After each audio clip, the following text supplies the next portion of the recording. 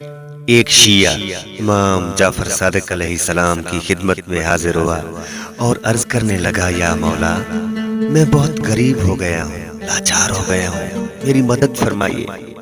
تو امام علیہ السلام نے فرمایا کہ تو ہمارا شیعہ ہو کر مفلسی کا دعویٰ کرتا ہے، جبکہ ہمارے تمام شیعہ تو بے نیاز اور غنی ہیں۔ تمہارے پاس تو ایک فائدہ مند تجارت ہے جس نے تمہیں بے نیاز کر دیا ہے۔ تو اس شخص نے عرض کی، بھلا میرے پاس کون سی تجارت ہے؟